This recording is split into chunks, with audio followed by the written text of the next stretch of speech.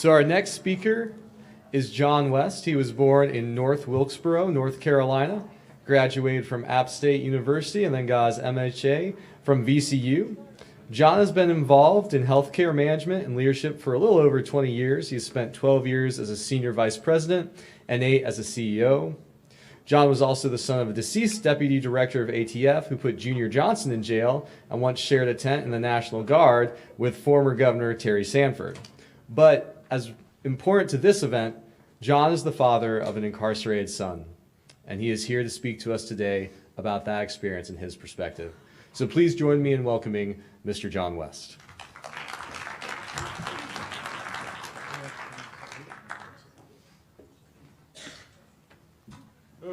Okay, I used to do this a lot, as you might imagine, but it was a topic I knew a lot about. So I'm probably going to read as much of this as I can in 10 minutes. But they've asked me to talk about the effects of incarceration on the loved ones of prisoners. Most of what I'll talk about is experience of the prisoner, but that is us as well. I'm not supposed to break into a emotionally charged rant about the topic, but if I purely give you an analytical approach, I'm not sure you'll appreciate our deep feelings of betrayal. So this will be my best effort to do that. To let you know a little bit about us, and you know something about me, my wife also has a postgraduate degree and had her undergraduate degree in criminal corrections or something like that, and something with criminal in it. And then she has a master's degree in counseling. I only tell you about that to let you know we didn't grow up disadvantaged. The households we grew up, I was taught very kindly to respect the entire system, the entire judicial system. My dad, deputy director of ATF, he's dead now, but while he was there, he was probably in the top 15 law enforcement officers in the country based on his badge and his position. And so needless to say, respect is something I learned. But basically, we now have a story involving our son that is filled with a lack of justice, a blunted right to a fair trial, an over-aggressive prosecution, under-aggressive court-appointed defense, poorly written statutes, and legislatively created minimum mandatory sentencing. And we all feel betrayed by that. Our observations since he's been incarcerated have been both enlightening and frightening. And I want you to know everything that was said today, I never knew that when I wrote this, because you're going to see a lot of parallels for what it's worth. Our first worry was about other prisoners. And to be honest with you, that's been the easiest part so far. My son is, for better or worse, he is 5'8", but you do not want to get hit by him.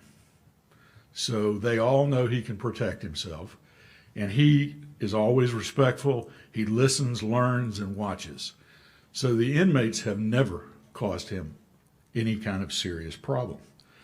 But the first real problem we see is with the operation of the prison as it's reflected by a few correctional officers. It's become apparent that officers cannot be held accountable if they work together. They can basically tell the same story, so therefore they can do what they want. Cameras will be their defense, but they know where the blind spots are, and sound is not included. And then the explanation is, well, you know, prisoners always lie. And I loved your description of how you have to discern that, because I think that's one of the roles of the job, is to be able to discern, at least to some degree, when there's lies and not lies. Some examples: shortly after he was arrived at the prison, he picked up, when he was outside, he saw a piece of trash, he picked it up. It was a small flexible piece of plastic. He walked in with it in his hand, and one of the officers confronted him and said, "What do you have there?" He said, "Well, it was a piece of plastic. I was going to throw it away." No, no, no, no. That's a weapon.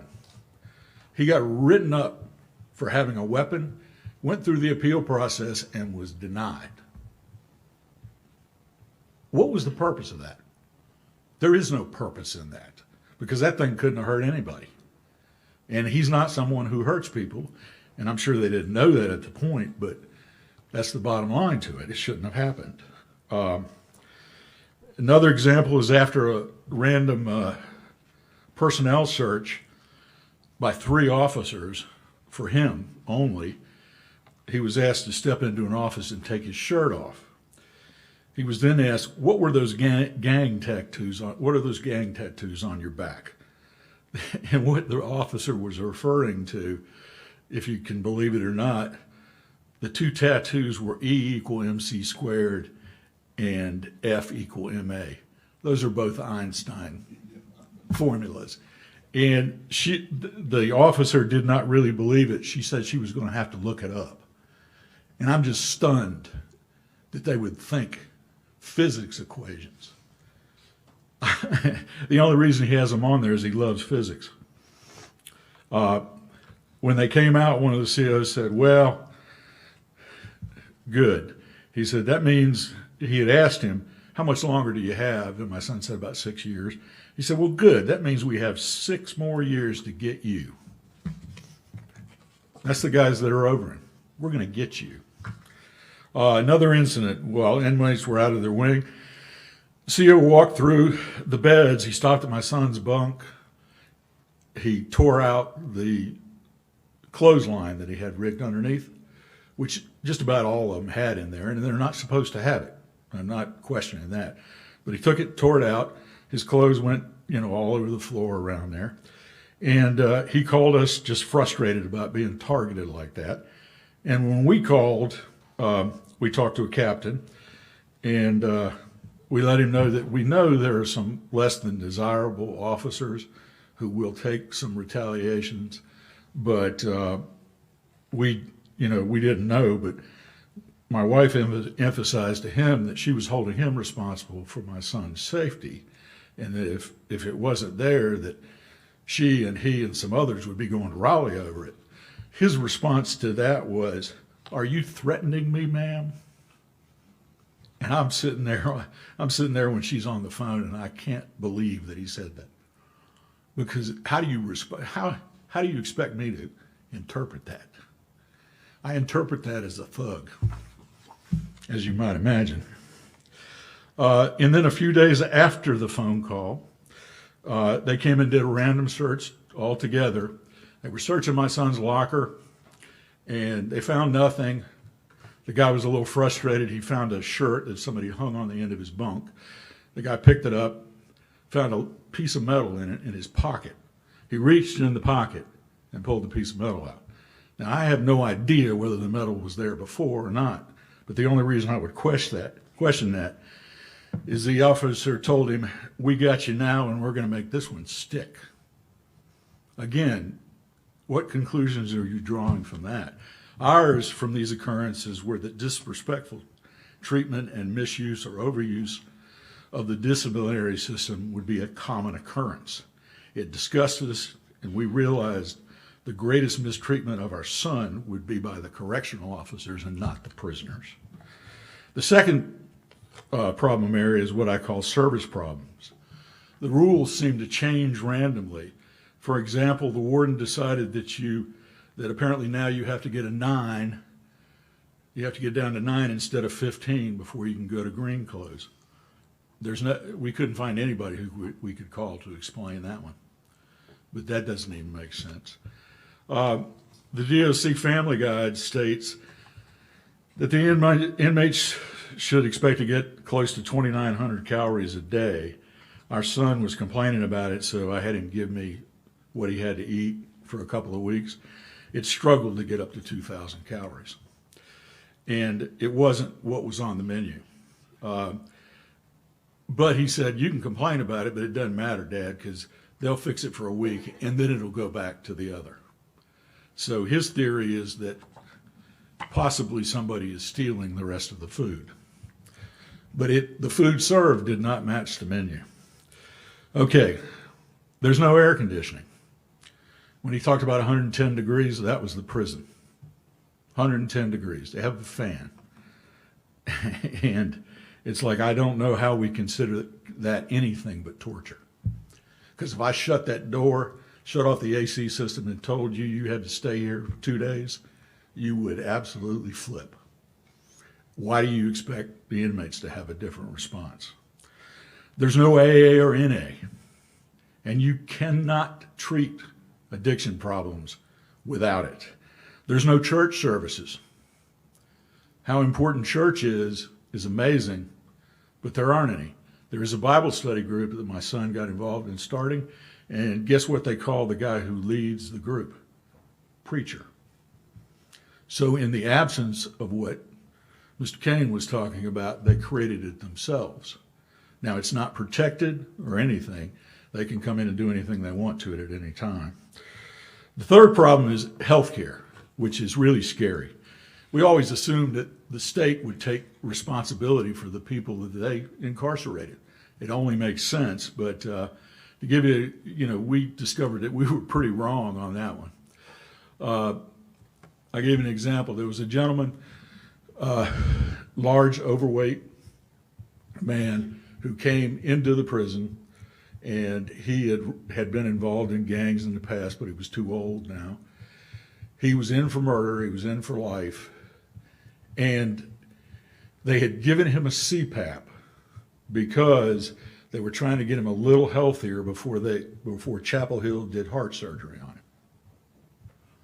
Well, the prison decided that he couldn't have his CPAP because they already had 4. They couldn't have a 5th one. And it was 2 bunks away from a plug. Now, I wear a CPAP, so I know what goes on with that. And my son was freaking because he was a friend, and he said his O2 levels were getting so low, it's a wonder he even woke up every morning. And the staff knew it. My son started a petition. He said, can you do something?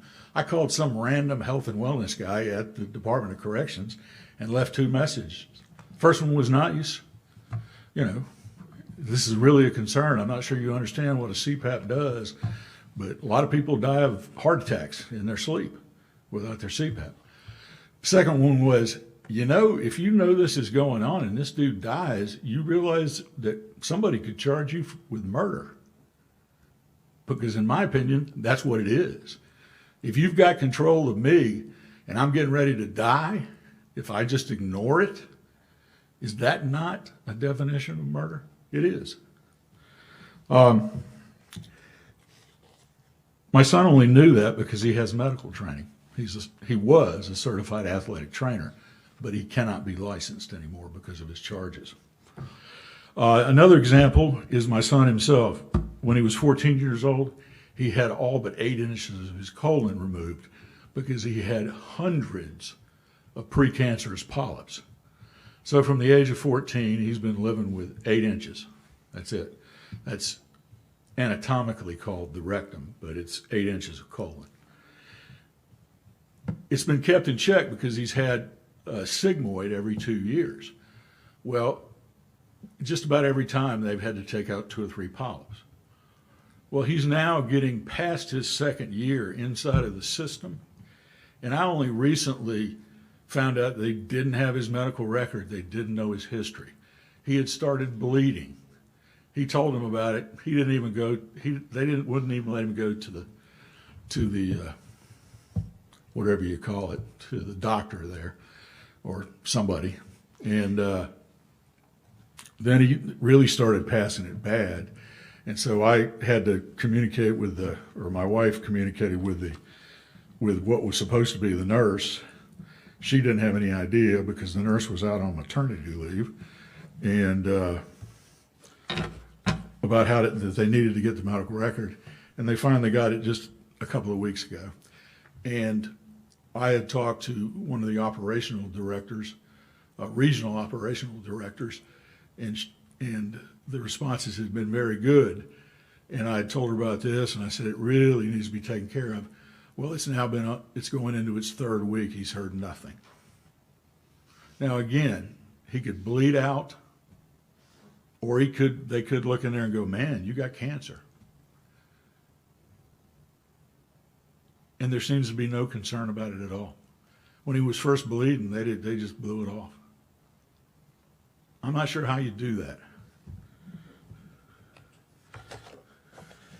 Mental health, I told some of you earlier, mental health seems to just be filling prescriptions and having a case manager that doesn't have any of their past record before they were incarcerated, and they have no ability to be heard by the security people, because the security people take first dibs. They control. That doesn't mean they don't participate with them. It just means they make the decisions over there as to what happens. So he's kind of halfway given up. All this is blamed on not having enough staff. And my question is, would you really operate prisons with this little staff? It reminds me, the whole thing kind of reminds me of one of the classic definitions of insanity. You do the same thing over and over again and you expect a different result.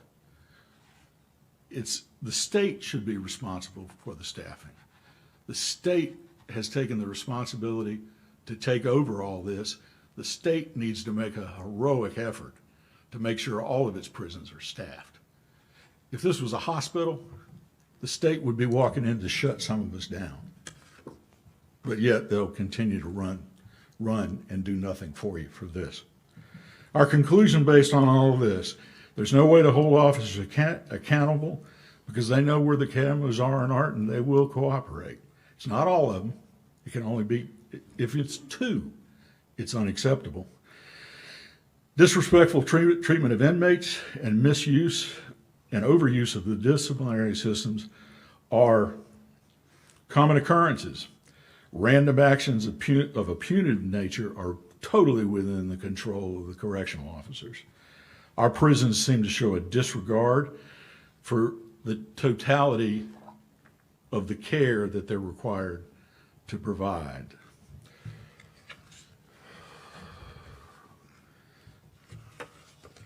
Now, let me see if I can get to the next page, because I think I may have lost it. That's okay.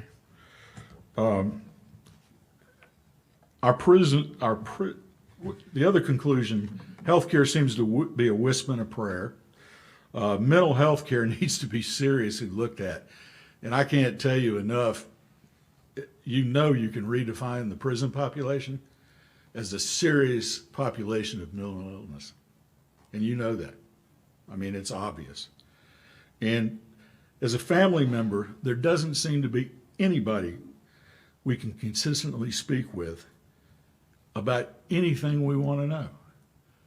I mean, if I get a call from my son, I want to be able to help, because, he's in there. I hope he gets benefit out of it. I know more about him than you do. Wouldn't it be sensible to have me on your side? The only way that happens is if you talk to me and you convince me of a little better than all inmates lie, and are you threatening me? If you talk to me a little more sincerely than that, you're going to get my help. Because I know my son, and my son, will he lie? Yeah, he'll lie. Does he always lie? No, he doesn't. He doesn't usually lie about medical stuff because he so precisely knows that. All these kind of make us sick. We are forced to deal with anger of betrayal, fear, sadness. Our finances have been strained because we have to pay to send him money, to talk with him, to send him pictures. We fund the books, the shoes, extra food he needs just to keep his weight up. And that can get expensive. And while I think the new, whatever it was called, HOPE curriculum is fantastic, but my question is, how much is it going to cost the prisoners? Because a lot of times prisoners are thought of as cash machines. And there's probably a lot of them in there that have had drug operations and stuff, have a lot of cash in the bank. But my son, if we didn't send him money, couldn't afford anything because he has nothing. The thing that struck me originally is that, you know, I looked around at the families in the visitation room, and it struck me that it was from all different levels of society and class and education. And I realized I was probably the most educated person in the room. That may have been a bad assumption, but what it then caused me to conclude was none of what I say today or anything I could do will make any difference for my son. The only reason I stand up here and do this is for the other. Because I'm one of how many thousands in this state? Now, I know parents aren't involved in every one of the situations, and that's too bad. But it's kind of like I can understand why people that can't figure it out don't go any further. I can sort of figure it out. When I walk, I'm disgusted that our tax dollars don't provide a better system than we have, because when I walk into the prison every time, I feel like I am walking into a third world dictatorship, because you can't get information out. They can present any picture they want to present. The population is not starving, but not fed very well. You want me to go on and on? Because the parallels are unbelievable when you really think about them. Because that's the impression I had. There must be a better way. We should commit ourselves to create programs which result in better members of society. Punishment should be there, but so should hope. Inmates should be shown basic respect.